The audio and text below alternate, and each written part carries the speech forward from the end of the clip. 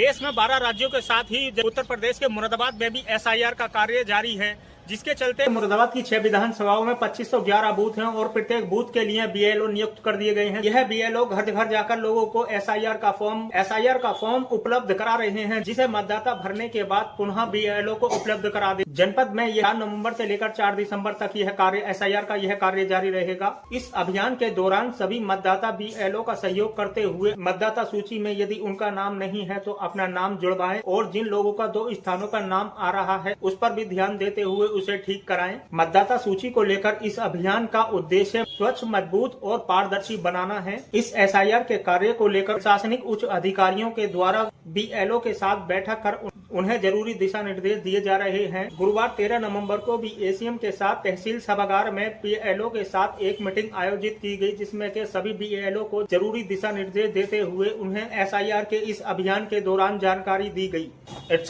सच का संघर्ष, मुरादाबाद। सर, जानना चाहेंगे जिस तरह से इसको लेकर जनता से आप क्या अपील करना चाहेंगे और जनता इसमें किस प्रकार से सहयोग कर सकती है? देखिए, देश के 12 राज्यों में एसआईआर की प्रक्रिया चल रही है, जिसमें से उत्तर प्रदेश में भी एसआईआर की प्रक्रिया में है। इसमें 2025 की मतदाता सूची में जिन भी मतदाताओं के नाम हैं उनके को एक फॉर्म दिया जा रहा है। उस हर मतदाता को वो फॉर्म भर करके वापस देना है।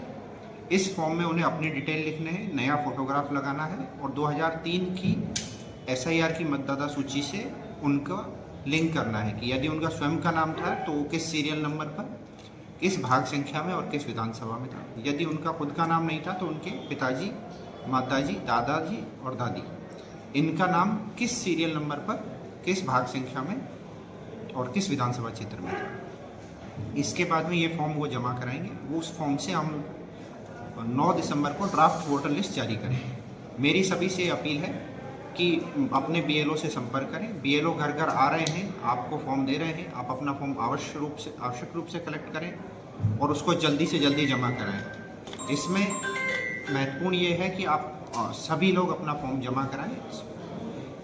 दूसरी महत्वपूर्ण बात यह है कि आपसे इसमें कोई दस्तावेज कलेक्ट नहीं किया जा रहा है, तो आपको कोई अन्य दस्तावेज देने की आवश्यकता नहीं है।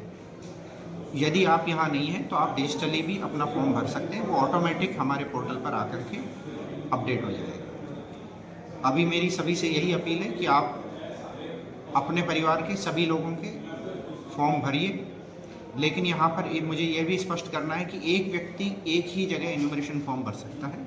एक से ज़्यादा जगह एन्यूमरेशन फॉर्म भरना अलाउ नहीं है। उन्हें शपथ पत्र देना होगा कि उन्हें एक ही जगह अपना एन्यूमरेशन फॉर्म भरा है।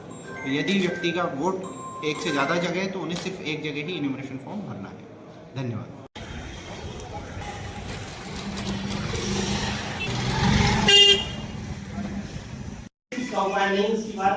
नहीं कहते तो बेहतर है।